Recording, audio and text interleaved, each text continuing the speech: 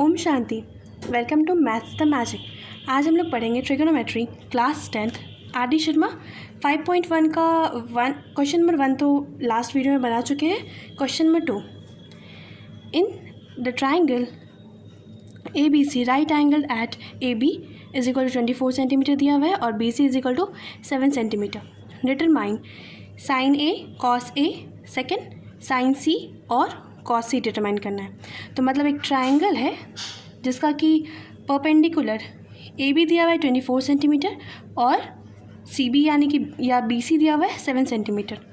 तो we know that by Pythagoras theorem. Pythagoras theorem से क्या होता है, हाइपोटेनस का square H square is equal to P square plus B square. तो हाइपोटेनस का square is equal to P square मतलब परपेंडिकुलर का स्क्वायर बाई बेस का स्क्वायर। तो यहाँ पे पी है ए बी और बी सी है बेस। तो ऐसे हम लोग को ए सी पता चल जाता है। 24 का स्क्वायर 576 और 7 का स्क्वायर 49। जब दोनों को ऐड करते हैं तो आता है 625। तो ए सी हो गया, ये इधर स्क्वायर रहता है तो इधर जाता है तो रूट अंडर 625। अब 625 रूट के अंदर है तो हम लोग उसका प्राइम फैक्टराइजेशन लेते हैं। 625 को 5 से डिवाइड किए तो आया 125। 125 को फिर से 5 से डिवाइड किए तो आ गया 25। 25 को फिर से 5 से डिवाइड करने पे 5 आता है तो 4 5 आ रहा है हम लोग का। जैसा कि हम पहले ही बता चुके हैं, जब 2 आता है तो 1 निकल जाता है क्योंकि ये स्क्वायर रूट है। इसको हम लोग ऐसे भी समझ सकते हैं, स्क्वायर रूट का मतलब होता है रूट अंडर अगर 25 दिया हुआ है इसका मतलब होता है 25 टू पावर 1/2। और 25 को हम लोग ऐसे लिख सकते हैं 5 का स्क्वायर।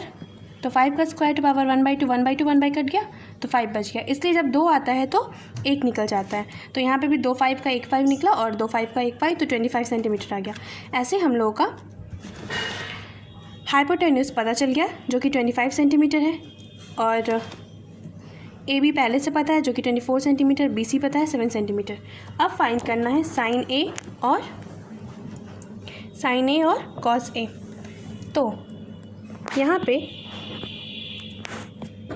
अब हम लोग को साइन ए और कॉस ए फाइंड करना है तो हम लोग इस ट्राइंगल को ऐसे भी ड्रॉ कर सकते हैं। ए को इस कॉर्नर पे लिख दिए तो ए यहाँ पे थीटा हो गया। तो साइन थीटा क्या होता है, पी बाई एच होता है साइन थीटा। यहाँ पे पी क्या हो गया, परपेंडिकुलर बी सी या सी बी हो गया और हाइपोटेनस हो गया ए सी। तो 7/25। वैसे ही cos theta B by H होता है। तो यहाँ पे बेस है ए बी और हाइपोटेन्यूस है ए सी। तो 24/25। अब हम लोग को पता करना है साइन सी। यहाँ पे हम ये फिगर बनाए ही है साइन सी का। तो साइन सी क्या हो जाएगा, sine theta P by H. तो पी हो गया ए बी बाई एच हो गया ए सी। और तो पी हो गया ए बी, एच हो गया ए सी और cos theta B by H. तो बेस हो गया सी बी और फिर हाइपोटेनस हो गया ए सी। तो 7/25 और ये 5/4। तो यहाँ पे क्वेश्चन खत्म होता है। अब हम लोग चलते हैं नेक्स्ट क्वेश्चन में। क्वेश्चन नंबर 3, इसमें दिया हुआ है figure 9.37 find tan p and cot r is tan p is equal to cot r। इसमें पूछा गया है कि क्या tan p is equal to cot r होगा। तो सबसे पहले यहाँ पे दिया हुआ है एक ट्राइंगल है जिसमें Q 90 डिग्री है, पी आर का वैल्यू 13 सेंटीमीटर है, पी क्यू का वैल्यू 12 सेंटीमीटर है। इससे हम लोग का बेस पता चल जाएगा पाइथागोरस थ्योरम से। H is equal to P R हो गया, P इज इक्वल टू मतलब perpendicular is equal to P Q हो गया जो कि 12 सेंटीमीटर दिया हुआ है। बेस फाइंड करना है। We know that by Pythagoras theorem B square is equal to H square minus P square होता है। तो बी स्क्वायर क्या हो गया, बी दिए है आर क्यू तो आर क्यू का square is equal to P R का स्क्वायर माइनस पी क्यू का स्क्वायर। तो आर क्यू का स्क्वायर माइनस पी आर का स्क्वायर, 13 का स्क्वायर 169 होता है और 12 का स्क्वायर हम 144 होता है। दोनों को माइनस करने पे 24 आता है। तो आर क्यू क्या हो जाएगा, रूट अंडर 25। अंडर रूट 25 है मतलब 5 × 5 है तो 2 रहता है तो 1 निकल जाता है। तो पी आर हम लोग का आर क्यू आ गया 5 सेंटीमीटर। नाउ टैन पी क्या हो जाएगा, tan theta P by B होता है। तो पी क्या है यहाँ पे, परपेंडिकुलर है हम लोग का पी क्यू और बेस है आर क्यू।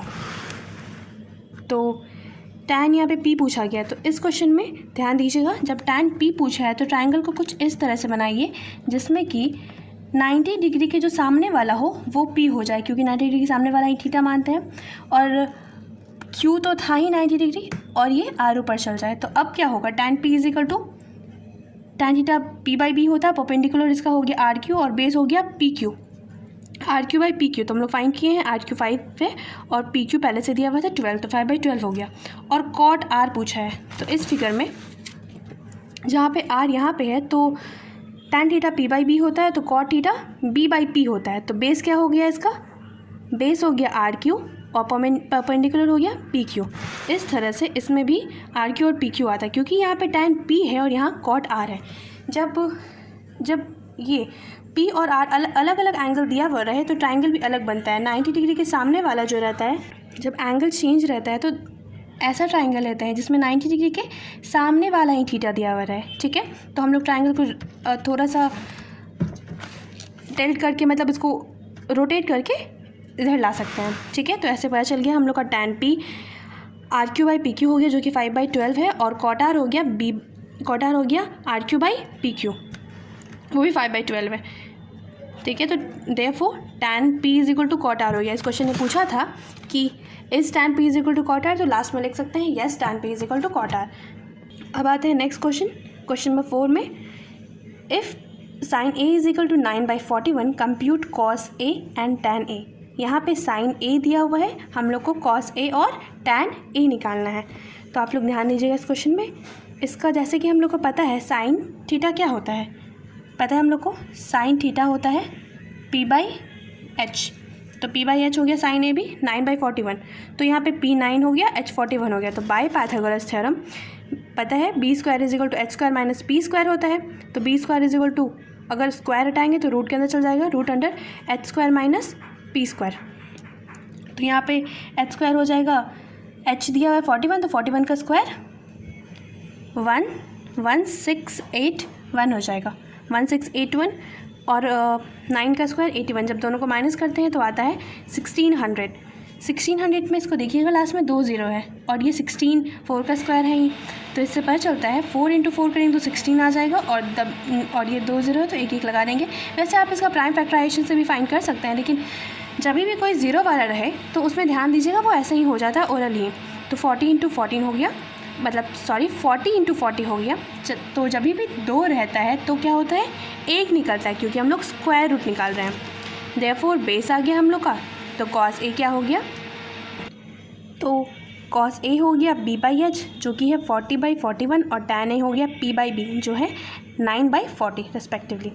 अब question number 5, given 15 cot A is equal to 8, find sec A and sin A find करना है। Here 15 cot A is equal to 8 दिया हुआ है, तो cot A क्या हो जाएगा 8/15, ये 15 इधर चला जाएगा। तो we know that cot theta is equal to क्या होता है B/P, मतलब कि base by perpendicular.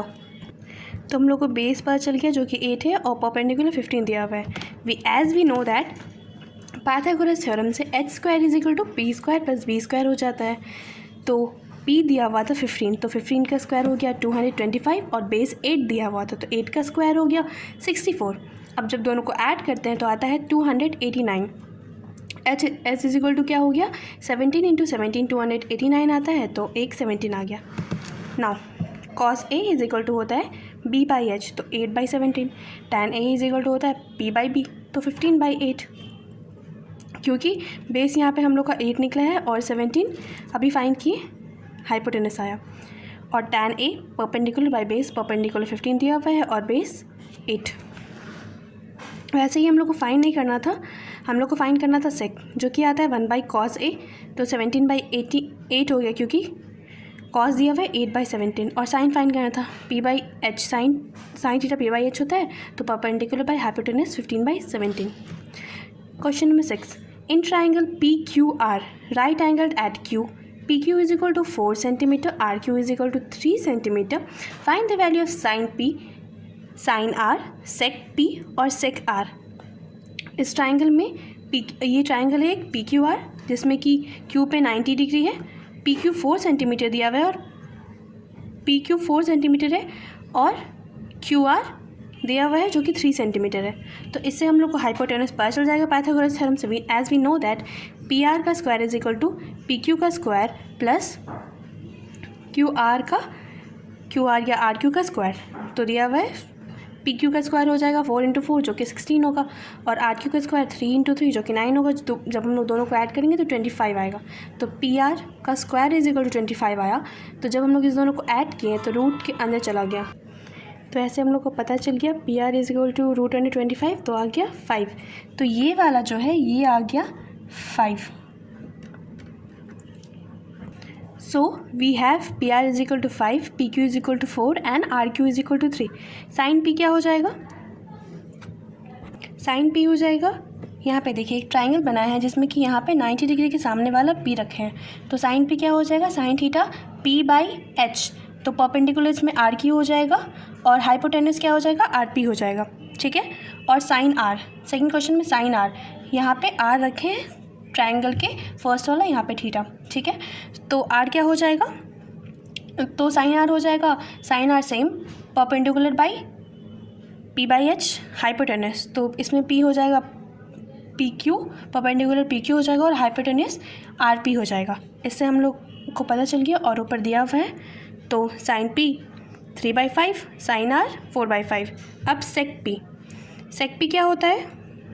We know that cos theta होता है बी बाई एच। तो सेक थीटा क्या हो जाएगा? एच बाई बी आ जाएगा। तो सेक पी वाले में देखेंगे तो एच हाइपोटेन्यूस है आर पी और एच बाई बी बेस क्या हो जाएगा? Q P. और सेक आर वाले में देखेंगे हाइपोटेन्यूस पी आर है या आर पी है और बेस हो गया क्यू आर। तो सेक पी आ गया 5/4 और सेक आर आ गया 5/3।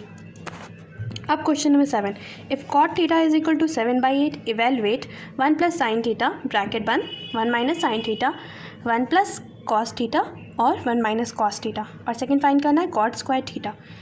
We know that cot theta क्या होता है? Base by perpendicular. तो 7 हो गया बेस और परपेंडिकुलर हो गया 8। तो हम लोग पाइथागोरस थ्योरम से हाइपोटेनस निकाल सकते हैं जो कि 7 का स्क्वायर प्लस 8 का स्क्वायर होगा। तो 7 × 7 = 49 और 8 × 8 = 64। ये आता है हम लोग का रूट अंडर 113। अब देखिए क्वेश्चन नाउ हम लोग को क्या फाइंड करना है? सबसे पहले first 1 + sin theta 1 - sin theta by 1 + cos theta 1 - cos theta. तो इसमें 1 + sin थीटा, अब यहाँ पे देखिए ये अगर हम लोग 1 को a मान लें और sin थीटा को b मान लें तो ये a + b और a - b के फॉर्म में है।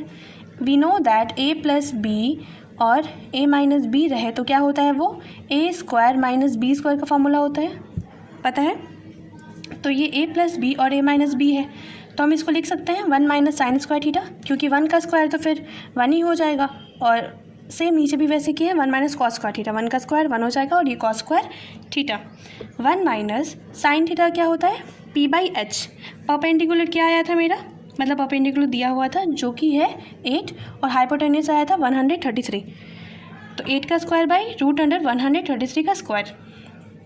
अगर हम लोग स्क्वायरिंग करेंगे तो 8 × 8 = 64 हो जाएगा। 133 का रूट अंडर था, तो दोनों को रूट अंडर जब भी कुछ रहता है, लेट्स से 133 है तो इंटू 133 करेंगे तो क्या आ गया? रूट अंडर 2 133 आ गया। तो 2 का 1 निकल गया, ठीक है। तो यहाँ पे 133 है तो 133 - 64/133।